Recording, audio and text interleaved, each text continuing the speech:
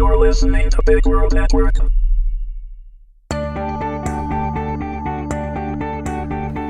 Accidental Passion, Episode 8, The Dark Evening.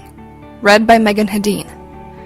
Warning: although there is no material subject matter within that couldn't be found in any general bookstore with no age constraint, this series is rated 18 and contains adult situations and content. It is intended for mature audiences only and should not be read if you are uncomfortable with graphic sexual intimacy. Rick had been feeling a little self-doubt while waiting for Kim, but now, as he held her tight with his hand over her face and mouth, he was feeling confident and empowered again. He had grabbed a kitchen knife from the room he had rented and stuck it in his back pocket, but he had yet to need it since he was, so far, in complete control. In fact, at that moment, as he felt Kim silently squirm, pulled tight against his body and under his power, he realized he was becoming aroused. He hoped she could feel it, held against him by one of his arms over her midsection. That thought turned him on even more, knowing she would be aware of his desire for her, which, in turn, would certainly stimulate her own. Kim was struggling as much as possible to get air into her lungs with every brief second Rick's hand loosened the seal over her nose. It was pure adrenaline that was keeping her conscious, and she knew she needed to do something if she was going to stay that way. "Stop fighting," she heard his voice whisper in her ear as she continued trying to twist her body, causing him to pull her even tighter against him. As she twisted, Rick was forced to slightly adjust his hand on her face, allowing her a brief second to take in air through one of her nostrils. It wasn't enough, and as she experienced the full gravity of the situation, fighting to maintain consciousness, panic set in. It was a panic she had never felt before, utterly foreign to her senses. Her body felt instantly cold, despite the warm, humid evening, and her extremities were tingling. Her heart was racing, feeling as if it would explode. Losing any fight left in her, Kim slowed her squirming and twisting, hoping maybe Rick would release his hand enough for her to breathe. And then she felt something around the area of his waist, pressing into her lower back. It took a second for her brain to make sense of what it was she was feeling grind into her. Oh my God, he's hard! The realization was difficult to comprehend, but there was no doubt. It was almost as if he wanted her to feel him and was pushing into her. Kim wanted to vomit, feeling an acid burning in her stomach, adding to the other sensations she was already feeling from the panic and loss of oxygen. Now she was also experiencing repulsion well up from inside of her. He's getting off on this. She then knew instantly that she very likely wouldn't survive this if something didn't happen to free her from his clutches, and soon. If there was any doubt left in the back of her mind, it was gone now. Rick was truly crazy.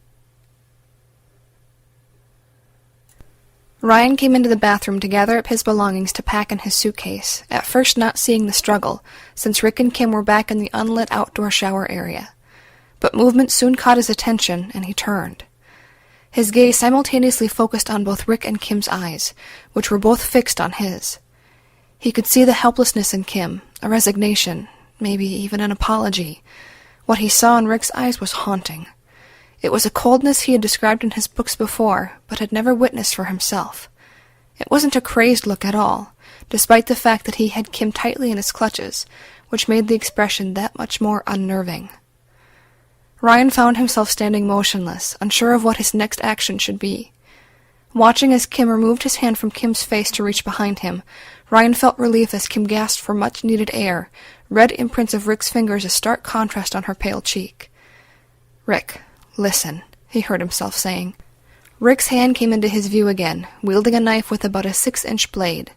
"No, you listen, Ryan," he replied, his voice filled with disdain and sarcasm as he spoke the name. "You're about to learn that you can't just take another man's girl, and Kim is about to see who really loves her." Ryan felt a calmness move through his body, a reaction that both surprised and impressed him. He knew he had to reason with Rick, or at least be ready to act if there was an opportunity.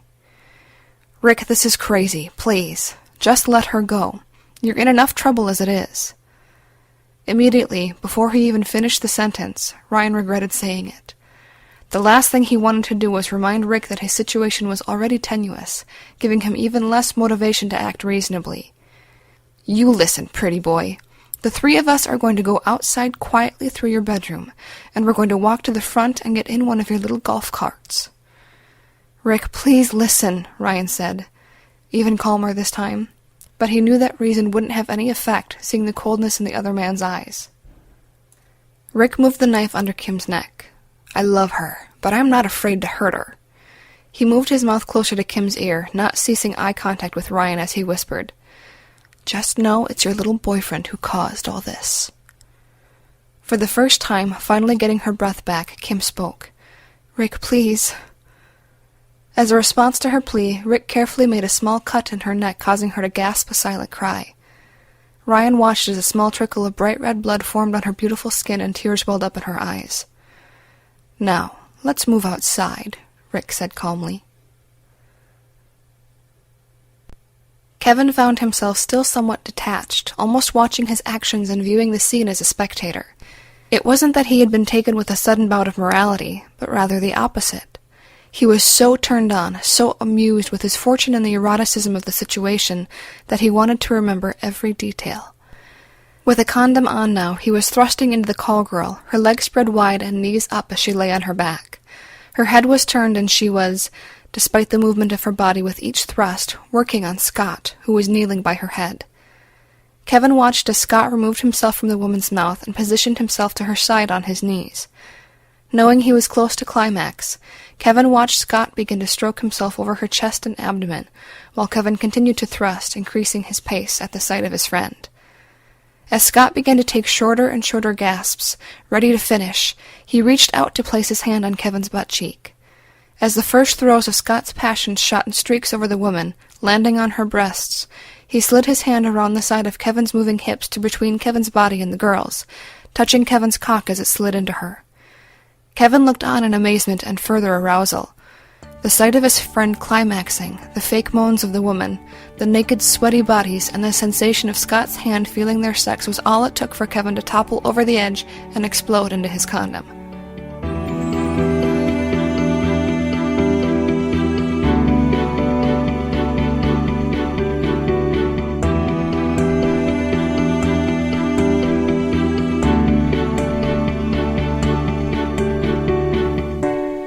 This has been a presentation of Big World Network. Visit us on bigworldnetwork.com for more free weekly series, or follow us on Facebook and Twitter. Thanks for listening.